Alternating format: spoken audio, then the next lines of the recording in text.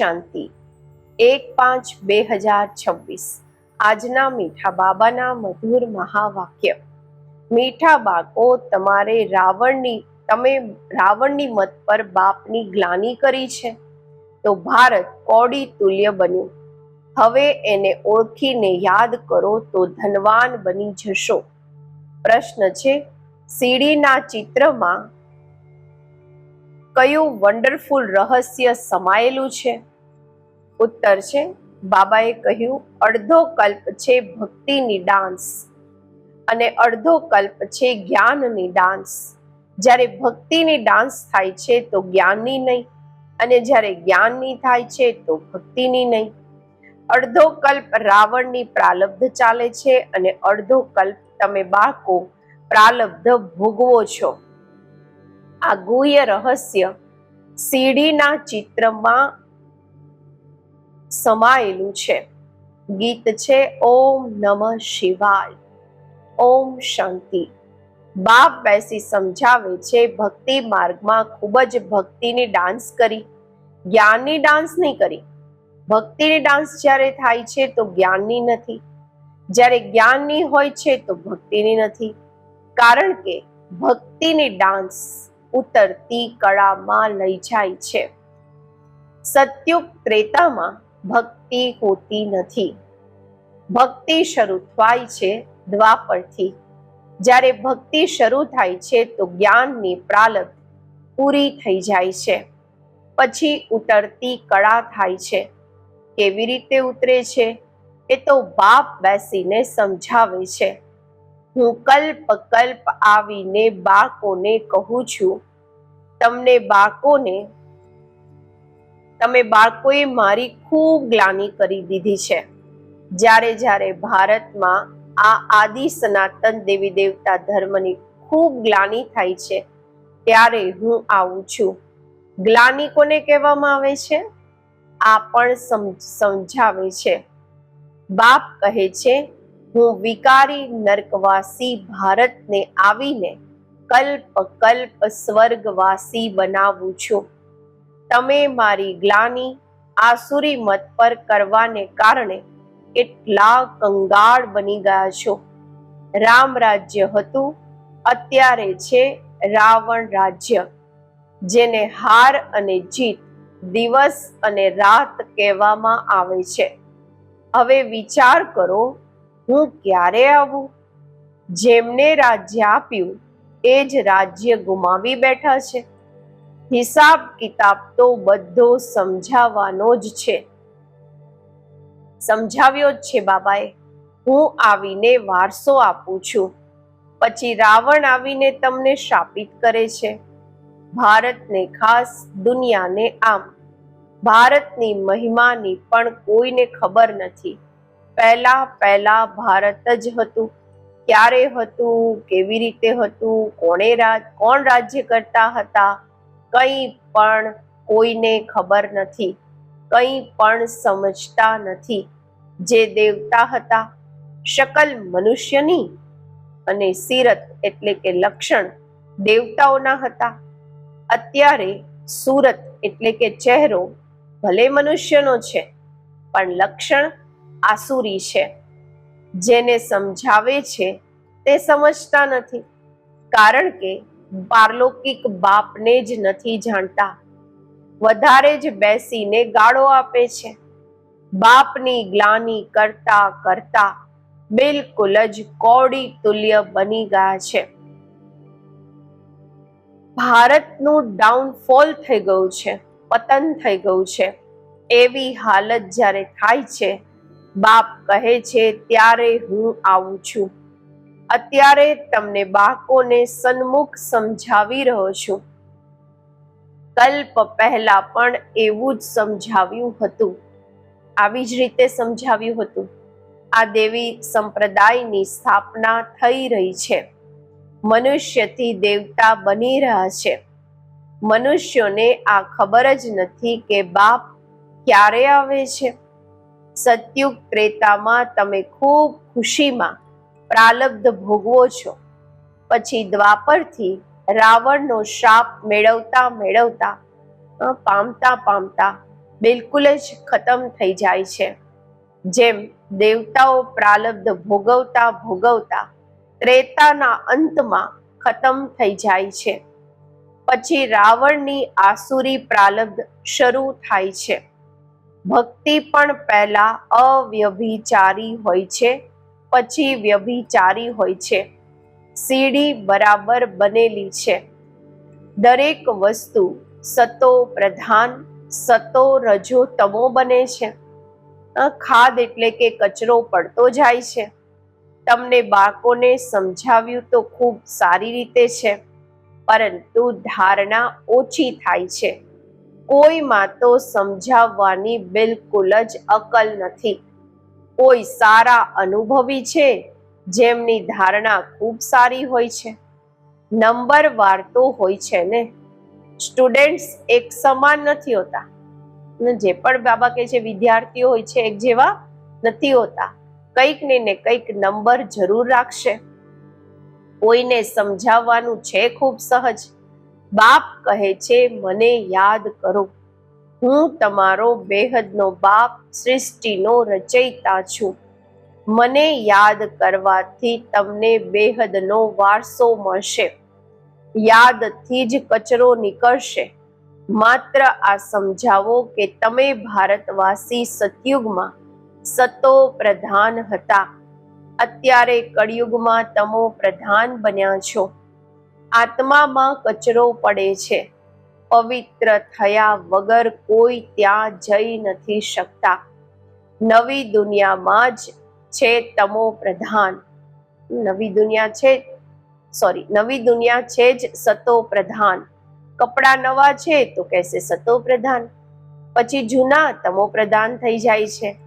અત્યારે બધાના કપડા ફાટવા લાયક છે. બધા જર્જરીભૂત અવસ્થાને પામેલા છે. જે વિશ્વના માલિક હતા તે બિલકુલ ગરીબ બની ગયા છે. પછી એમને જ સાહુકાર બનવાનું છે. આ વાતોને મનુષ્ય નથી જાણતા. ભારત સ્વર્ગ હતું. આ લક્ષ્મી નારાયણનું રાજ્ય હતું. બીજા બધા ધર્મવાળા તો પછીથી આવ્યા છે. બાપ તમને રિયલ વાત બેસીને સમજાવે છે. ગીતાનું જુઓ કેટલું માન છે. વાંચતા વાંચતા બિલકુલ જ નીચે પડતા આવ્યા છે. બધા બોલાવે છે, હે પતિત પાવન આવો, અમે ભ્રષ્ટાચારી બની ગયા છીએ. સદગતિ તો ભગવાન જ આપી શકે છે. બાકી શાસ્ત્રોમાં તો બધી છે. ભક્તિ માર્ગ તમારી બુદ્ધિમાં બેસેલું છે. અમે બાબાના જ્ઞાનથી દેવતા બનીએ છીએ. હવે આખી દુનિયાથી વૈરાગ છે. સંન્યાસી પણ ભક્તિ કરે છે, ગંગા સ્નાન વગેરે કરે છે ને. ભક્તિ પણ સતો પ્રધાન, પછી રજો તમો થાય છે. આ પણ એવું છે. અડધો કલ્પ બ્રહ્માના દિવસ અને અડધો કલ્પ રાત ગાવામાં આવે છે. બ્રહ્માની સાથે જરૂર બ્રાહ્મણોનું પણ હશે. તમે અત્યારે દિવસમાં જાઓ છો, ભક્તિની રાત પૂરી થાય છે. ભક્તિમાં તો ખૂબ દુઃખ છે, એને રાત કહેવામાં આવે છે. અંધકારમાં ધક્કા ખાતા રહે છે ભગવાનથી મળવાના માટે. ભક્તિ માર્ગમાં સદગતિ આપવા વાળા કોઈ હોતા નથી. તમારા સિવાય કોઈ પણ યથાર્થ રીતે ભગવાનને નથી જાણતા. આત્મા પણ બિંદી, પરમાત્મા પણ બિંદી છે. આ વાત કોઈ પણ સમજી ન શકે. પરમાત્મા જ સ્વયં આવીને બ્રહ્મા તનથી સમજાવે છે. એમને પછી ભાગીરથ બળદના રૂપમાં બતાવ્યું છે. હવે બાબા કહે છે કે બેલની વાત તો છે જ નહીં, બળદની વાત તો છે જ નહીં. બાપ બધી વાતો સારી રીતે સમજાવે છે, પરંતુ કોઈની બુદ્ધિમાં પૂરી રીતે બેસતું નથી. બાપ બેસી સમજાવે છે, બાળકો, હું તમારી આત્માઓનો બાપ છું. તમે મને યાદ કરો અને વારસાને યાદ કરો તો તમારા વિકર્મ વિનાશ થશે. છતાં પણ કહો છો ભૂલી જાઓ છો. વાહ, એવા સાજન કે બાપને ભૂલવા જોઈએ? સ્ત્રી પતિને અથવા બાળકો ક્યારેય બાપને ભૂલે છે શું? અહીંયા તમે કેમ ભૂલો છો? કહો પણ છો, બાબા તમે અમને સ્વર્ગના માલિક બનાવી રહ્યા છો, છતાં પણ ભૂલી જાઓ છો. બાપ કહે છે યાદ નહીં કરશો તો અંદર જે કાટ ચડેલી છે તે કેવી રીતે નીકળશે? મુખ્ય વાત છે જ યાદની. પોતાનું કોઈ બીજા ધર્મથી મતલબ નથી. આપણો તો કોઈ બીજા ધર્મ સાથે મતલબ જ નથી. સ્કૂલમાં તો હિસ્ટ્રી જ્યોગ્રાફી સમજાવે છે, કોઈ તો બિલકુલ સમજતા નથી. બાપ ભણાવે છે, આ બુદ્ધિમાં બેસતું નથી. અચ્છા, બાપ અને વારસો તો યાદ કરો, કે આ પણ ભૂલી જાઓ છો? જેના માટે અડધા કલ્પથી ભક્તિ કરતા આવ્યા એ બાપને યાદ નથી કરતા. તમારા બાળકોની બુદ્ધિમાં છે કે અત્યારે અમે આ શરીર છોડી રાજાઈમાં જઈશું. આ અંતિમ જન્મ છે. સૂક્ષ્મ વતનમાં એમના ફીચર્સ તો એ જ જુઓ છો, એ જ ચહેરાઓ દેખાય છે. વૈકુંઠમાં પણ જુઓ છો. જાણો છો આ મમ્મા બાબા જ લક્ષ્મી નારાયણ બને છે. તમે જ્યારે સતયુગમાં રહો છો તો સમજો છો કે આ એક શરીર છોડી બીજું લેવાનું છે. ત્યાં એમને આ ખબર નથી રહેતી કે સતયુગની પછી ત્રેતા આવશે, દ્વાપર આવશે, અમે ઉતરતા જઈશું. જ્ઞાનની વાત નથી રહેતી, પુનર્જન્મ લેતા રહે છે. ત્યાં આત્મ અભિમાની રહે છે. પછી આત્મ અભિમાનીથી દેહ અભિમાની બની જાય છે. આ નોલેજ માત્ર તમને બ્રાહ્મણોને છે, બીજા કોઈની પાસે નથી. આ જ્ઞાન જ્ઞાનેશ્વર, જે જ્ઞાનના સાગર બાપ છે, એ જ સંભળાવે છે. જરૂર બ્રહ્માના બાળકો બ્રાહ્મણોને જ સંભળાવશે. બ્રહ્માના બાળકો છે બ્રાહ્મણ સંપ્રદાય. રાત દિવસનો ફરક છે. તમે પુરુષાર્થ કરી સંપૂર્ણ ગુણવાન બનો છો. સંપૂર્ણ નિર્વિકારી ગ્રહસ્થ વ્યવહારમાં રહેવા છતાં પણ તમે બાપને યાદ કરો. કર્મ તો કરવાનું જ છે. બુદ્ધિનો યોગ બાપની સાથે લાગેલો રહે, ભલે કોઈ પણ કર્મ કરો. બાબા કહે છે સુથારીનું કામ કરો કે રાજાઈનું કરો. રાજા જનકનું પણ ગાયન તો છે ને. રાજાઈ કરતા રહો, પરંતુ બુદ્ધિનો યોગ બાપની સાથે લગાવો તો વારસો મળી જશે. બાપ કહે છે મન મના ભવ મામેકમ યાદ કરો. શિવ બાબા કહે છે માત્ર શિવ કહેવાથી લિંગ યાદ આવી જશે. બીજા તો બધાના શરીરના નામ લેવામાં આવે છે, પાર્ટ શરીરથી ભજવે છે.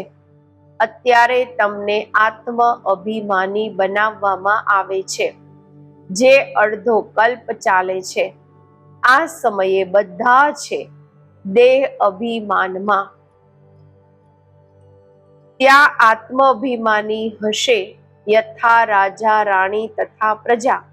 આયુ તો બધાની મોટી હોય છે, અહીંયા બધાની આયુ ઓછી છે. તો બાપ સન્મુખ બેસી બાળકોને કેટલું સારી રીતે સમજાવે છે. હે આત્માઓ, કારણ કે આત્મા જ્ઞાન લે છે, ધારણા આત્મામાં થાય છે. બાબાને શરીર તો છે નહીં, આત્મામાં બધું જ્ઞાન છે. આત્મા પણ સ્ટાર, બાબા પણ સ્ટાર છે.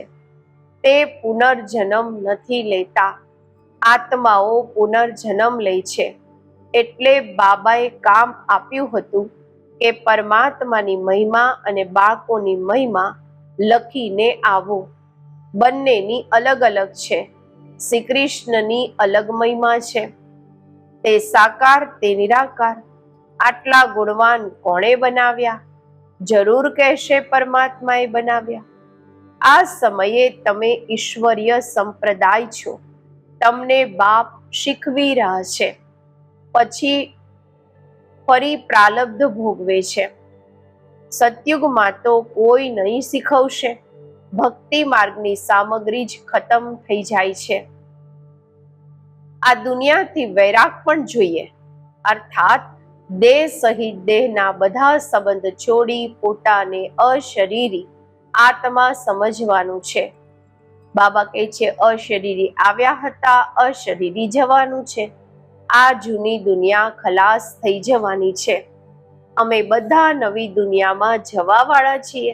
બસ આ યાદની મહેનત કરતા રહો. આમાં જ ફેલ થાય છે, યાદ કરતા નથી. જે પણ સમજવા માટે આવે છે એમને પણ આ સમજાવવાનું છે. શિવ બાબા બ્રહ્મા દ્વારા કહે છે કે મને યાદ કરો, તો યાદથી તમારી ખાદ નીકળતી જશે.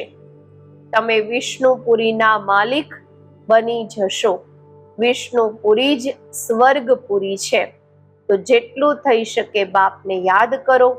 જે બાપને અડધો કલ્પ યાદ કર્યા છે તે અત્યારે સન્મુખ આવ્યા છે. કહે છે મને યાદ કરો. એમને કોઈ પણ જાણતા નથી. પોતે જ આવીને પોતાનો પરિચય આપે છે. હું જે છું, જેવો છું એવા કોઈ વિરલા જાણે છે અને નિશ્ચય કરે છે. નિશ્ચય કરી લે છે તો પુરુષાર્થ કરી વારસો પામી લે છે. શિવ બાબા કહે છે મને યાદ કરવાથી જ તમારા વિકર્મ વિનાશ થશે અને તમે પવિત્ર બની પવિત્ર દુનિયાના માલિક બનશો. વિકર્મ કોઈ પણ નથી કરવાના. અચ્છા, મીઠા મીઠા સિકિલધા બાકો પ્રત્યે માત પિતા બાપ દાદાના યાદ પ્યાર અને ગુડ મોર્નિંગ. રૂહાની બાપના રૂહાની બાકોને નમસ્તે. આપણે રૂહાની બાકોના રૂહાની બાપને નમસ્તે. ધારણા માટે મુખ્ય સાર. પહેલું છે પુરુષાર્થ કરી સંપૂર્ણ ગુણવાન બનવાનું છે. કર્મ કોઈ પણ હોય પરંતુ બાપની યાદમાં રહીને કરવાનું છે. કોઈ પણ વિકર્મ નથી કરવાના. બીજું, આ જૂના કપડા એટલે કે શરીર જળજળીભૂત છે. આનાથી મમત્વ કાઢી દેવાનું છે. આત્માને સતો પ્રધાન બનાવવાનો પૂરેપૂરો પુરુષાર્થ કરવાનો છે. આજનું વરદાન. સદા અતીન્દ્રિય સુખની અનુભૂતિ કરવા વાળા અટલ અખંડ સ્વરાજ્ય અધિકારી ભવ. જે બાળકો સંગમયુગ પર અતીન્દ્રિય સુખનો વારસો સદાકાળના માટે પ્રાપ્ત કરી લે છે, અર્થાત જેમનો બાપના વિલ પર પૂરો અધિકાર હોય છે, તે વિલ પાવર વાળા હોય છે. એમને અતૂટ અટલ અતીન્દ્રિય સુખની અનુભૂતિ હોય છે. એવા વારિસ અર્થાત સંપૂર્ણ વારસાના અધિકારી જ ભવિષ્યમાં અટલ અખંડ સ્વરાજ્યનો અધિકાર પ્રાપ્ત કરે છે. આજનું સ્લોગન છે જ્યાં મારાપણું આવે છે ત્યાં બુદ્ધિનો ફેરો થઈ જાય છે. માતેશ્વરીજીના અનમોલ મહાવાક્ય. ચડતી કળા અને ઉતરતી કળાનું મુખ્ય જડ શું છે? ઘણા મનુષ્ય આ પ્રશ્ન પૂછે છે કે જ્યારે આટલો પુરુષાર્થ કરી જીવન મુક્તિ પદને પામીએ છીએ તો પછી ત્યાં શું કારણ બને છે જે અમે નીચે ઉતરીએ છીએ? ભલે અમે કહીએ છીએ કે આ હાર અને જીતનો ખેલ છે, આમાં ચડતી કળા અને ઉતરતી કળા થવાનું પણ કોઈ કારણ જરૂર છે. જે કારણના આધાર પર આ ખેલ ચાલે છે. જેમ પુરુષાર્થથી અમે ચડી રહ્યા છીએ એમ પડવાનું પણ કારણ જરૂર છે. હવે કારણ પણ કોઈ મોટું નથી. નાનકડી ભૂલ છે જેને પરમાત્મા કહે છે મને યાદ કરો તો હું તમને મુક્તિ જીવન મુક્તિ પદ આપીશ. એમ જ જ્યારે બોડી કોન્શિયસ થઈએ, પરમાત્માને ભૂલીએ છીએ તો નીચે ઉતરીએ છીએ, પછી વામ માર્ગમાં ચાલી જઈએ છીએ, વિકારી માર્ગમાં ચાલી જઈએ છીએ, પછી 5 વિકારોમાં ફસાવાથી દુઃખ ઉઠાવીએ છીએ. તો આ થયો પોતાનો દોષ, નહીં કે રચનાનો દોષ. બાબાનો દોષ તો છે નહીં. બાબા કહે છે જે લોકો કહે છે દુઃખ સુખ પરમાત્મા જ આપે છે, આ કહેવું બિલકુલ રોંગ છે, ખોટું છે. બાબા સુખ રચે છે, નહીં કે દુઃખના રચતા છે. બાકી અમે શ્રેષ્ઠ કર્મથી સુખ ઉઠાવીએ છીએ અને ભ્રષ્ટ કર્મથી દુઃખ ભોગવીએ છીએ. બાકી સારા કર્મનું ફળ અને ખરાબ કર્મોનો દંડ પરમાત્મા દ્વારા અવશ્ય મળે છે. પરંતુ એવું નહીં કહેશું કે સુખ અને દુઃખ બંને પરમાત્મા જ આપે છે. નહીં, પરમાત્મા તો ચડતી કળામાં અમારી સાથે છે. બાકી નીચે પાડવા વાળી માયા છે. કોમન રીતે પણ કોઈ સાથ અથવા મદદ લે છે સુખના માટે, બાકી દુઃખ ઉઠાવવા માટે કોઈ કોઈનો સાથ નથી લેતા. બાકી તો જેવા જેવા કર્મ એવું એવું ફળની રિઝલ્ટ. તો આ ડ્રામાની અંદર સુખ અને દુઃખનો ખેલ પોતાના કર્મોની ઉપર બનેલો છે. પરંતુ તુચ્છ બુદ્ધિ મનુષ્ય આ રહસ્યને નથી જાણતા. અચ્છા, આજના વ્યક્તિશારો સદા અચલ અડોલ એકરસ સ્થિતિનો અનુભવ કરો. સમય પ્રમાણે હવે સદા અચલ અડોળ સર્વ ખજાનાઓથી સંપન્ન રહો. થોડા પણ ડગમગ થયા તો સર્વ ખજાનાઓનો અનુભવ નહીં થશે. બાપ દ્વારા મળેલા ખજાનાઓને સદા કાયમ રખવાનું સાધન સદા અચલ અડોળ રહેવું. અચલ રહેવાથી સદા જ ખુશીની અનુભૂતિ થતી રહેશે. જેમ વિનાશી ધન, નામ માન શાન, કુર્સી વગેરે મળે છે તો ખુશી થાય છે ને. આ તો અવિનાશી ખુશી છે. પરંતુ આ ખુશી એમને રહેશે જે અચલ અડોલ એક રસ સ્થિતિમાં રહેશે. ઓમ શાંતિ.